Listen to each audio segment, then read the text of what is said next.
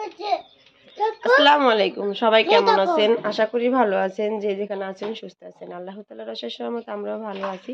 প্রতিদিনের মতো নিয়ে আসলাম আবারও সকাল থেকে ব্লগটি। তো আমার মেয়ে আর আমি আছি এখানে। আমার মেয়ে হলো ট্যাব টিপতেছে। মেয়েকে বললাম একটু সাউন্ডটা কমিয়ে রেখো। তো আজকের ভিডিওতে কি আছে না আছে অবশ্যই দেখবেন। ভালো লাগলে অবশ্যই লাইক কমেন্ট শেয়ার করবেন আর আমার পাশে থাকবেন। তো চলেন যাই দেখে আসি আজকের ভিডিওতে কি আছে। আল্লাহ হাফেজ। এখন আমি খাচ্ছি দেখে আমাকে বলতেছে তোমার লিগা, এগুলি আমার লিগা করবো। দেখেন 4টা টমেটো নিয়েছি, কাঁচা টমেটো ভাজি করব আর ডাল ভুনা করব। আর ভোর রাতের জন্য ভোর রাতে রান্না করব হলো ডিম ভাজবো। ভাত খেতে পারি না ভোর রাতে, তার জন্য 4টা টমেটো ভাজি থাকে কিনা জানি না। তো এই রান্না।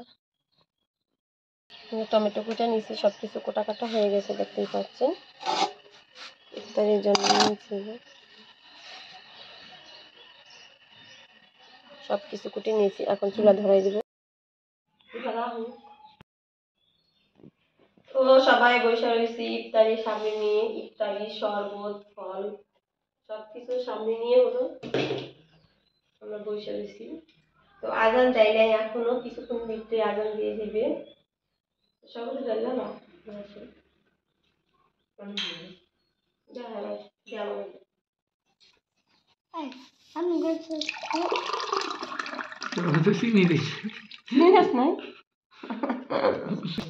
শরবত হলো চিনি দেওয়া হয় নাই, না দিয়েই হলো গ্লাসে ঢেলে নেওয়া হয়েছিল। রোজায় হলো ছেলেকে ধরেছে মেহেদি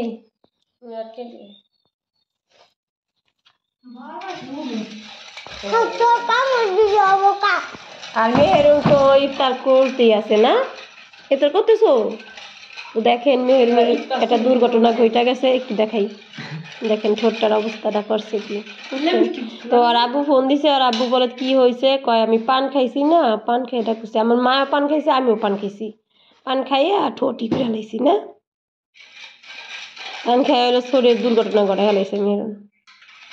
তো সবাই বসে রয়েছি আমরা, ইফতার করবো।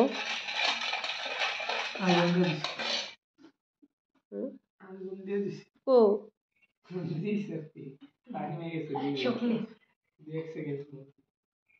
ওই অন্য মজে দিকে দিচ্ছে।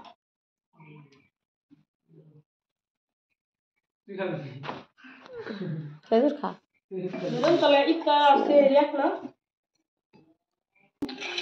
আজকে হলো আমরা মুড়ি মাখাবো পুদিনা পাতা দিয়ে, পুদিনা পাতা গাছের টাটকা পুদিনা পাতা। এদিকে হলো আমার মেয়ে আনার মানে কেলাইতেছে। এখন আমি খাচ্ছি দেখে আমাকে বলতেছে তোমার লিগা, এগুলি আমার লিগা। আর এদিকে দেখেন বার্গার বানাইছে আলুর চপের উপরে একটা আপেল কেটে দিছে। প্রতিদিনই একই রকম করে এগুলি, না খেতে পারলে মেহেরুনকে 12টা বাজিয়ে দিব। তো আনার আনছি, ছেলেরা বলতেছে আনার আনছো কেন, আনার খাইতে গেলে বিরক্ত লাগে নাকি, মানে কেলাইতে হয় তার জন্য তাদের বিরক্ত লাগে। তো আনার একসাথে এতগুলি ফল এনে আমার ভুল হয়েছে, আমি জানতাম না যে তারা রাগ হবে। তো বলে যে প্রথম রোজায় তারা একসাথে অনেকগুলি ফল খাবে, সেই জন্যই আনছি। আনার কারণে প্রতিদিন ইফতারির সময় আমার ছেলের কাছে কথা শুনতে হয়। ছেলে আমাকে বলে এত কিছু আনছো কেন, সবেদ আনছি কে, আনার বিরক্ত লাগে, বুঝছেন। তো ভুল যা করছি করছি, আর জীবনে করব না, আর এইসব ফল একসাথে আনবো না, 2-3 পদ আনবো। কারণ আমরা মানুষ অল্প, সবাই একরকম খাওয়াইয়া, মানে কেউ বেশি কেউ কম খায় না সেটা না, এর জন্য হলো সমস্যা। 4-5টা আঙুর হয় তাও খাওয়া হয় না। সারাদিন রোজা থেকে কি ইফতার করার পরে মন চায় না খেতে, এটাই হলো মেন সমস্যা। তো সঙ্গে থাকুন, দেখতে থাকুন। এই আঙুরগুলি আনা হয়েছে বেশিরভাগ আমার মেয়ের জন্য। আমার মেয়ে হলে এগুলো অনেক পছন্দ করে, কিন্তু সে এখন খেতে চায় না। না, এখন সে যে খায়, যে শরবত খায়, তারপরে পেঁয়াজু আলু চপ এগুলি খায়, তো এই কারণে তার ভালো লাগে না। তো এগুলি সব কি করবা মা তুমি, নষ্ট করো না কিন্তু, বুঝছো। ছেলতেছি খাবো, আমি যদি এগুলি না খাই পরে আর এগুলি খাওয়া হবে না। আর এই আলু জানি কিরকম হয়ে গেছে, গুলে গেছে, এমন হইতেছে খাবোই না। ভুল করছি, বড় ভুল। এর সাথে এতগুলি আঙুরই না, আঙুর সব কিছুই আর কি আনছি, কিন্তু কম কমই। আধা কেজি আঙুর আনছি, আধা কেজি আনার আনছি, আধা কেজি মালটা বেশি আনছি, কারণ রোজার মাসে কিন্তু মালটা ছাড়া চলে না। তো ভাবলাম একবার নিয়ে আসে, আবারও কি জয়পাড়া যাবো নাকি, তাই জন্য। তো মালটাটাও টক।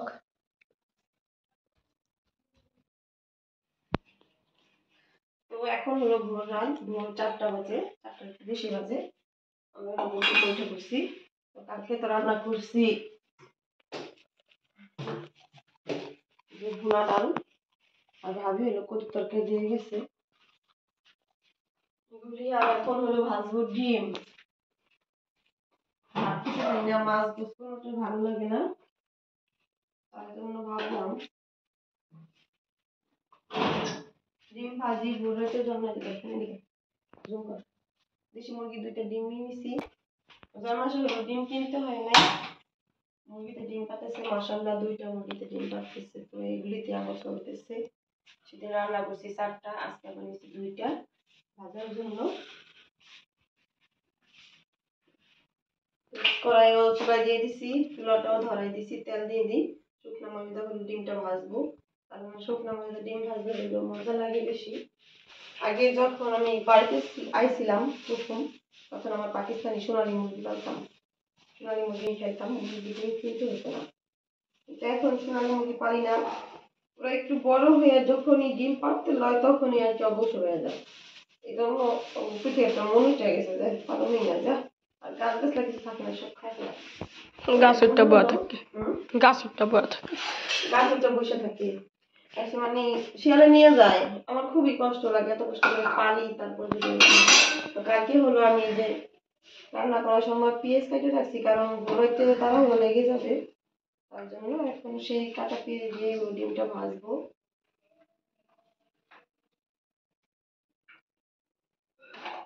আর কাঁচামরিচা ডিম ভাজা বেশি একটা ভালো লাগে না, খাই না কাঁচামরিচের ডিম ভাজা।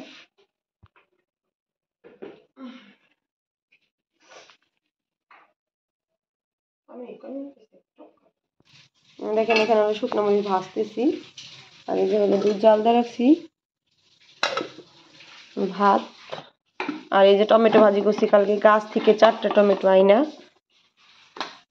আজকে ভাত একটু গরম আছে, ভাত এরকম ঠান্ডা হয় ভাত আর খাইতে ইচ্ছে হয় না। কালকের এই যে তরকারি মুরগির গোছের, তার জন্য ভাবলাম আজকে চুলায় রাখবো। ভাবি হলো আমাকে এই বুদ্ধিটা দিছে যে চুলায় রাখবি, ভাত যেহেতু খাইতে পারিস না, গরম গরম থাকবে। তো মরিচ ভাজা, মরিচটা পেস্টটা গুলাই নিছি, এখন ডিমটা ফেটিয়ে ভেঙে নিচ্ছি। ডিমটা দেখা পরে কেন ডিমটা দেখা দেখা নিতে পরে কেন দেখেন।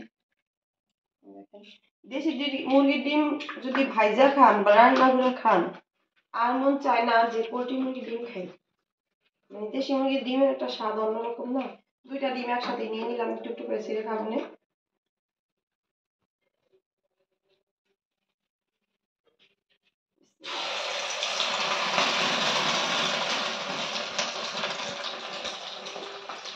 তেলটা প্রচুর গরম হয়ে গেছে, প্রচুর।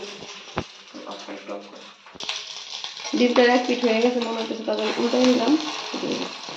দেখেন ডিমটা ডিমটা কত সুন্দর ফুলছে।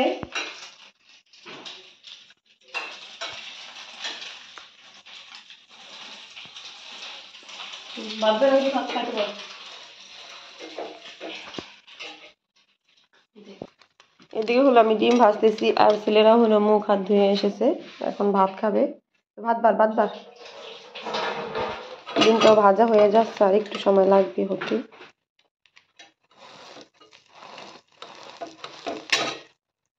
দেরি হয়েছে।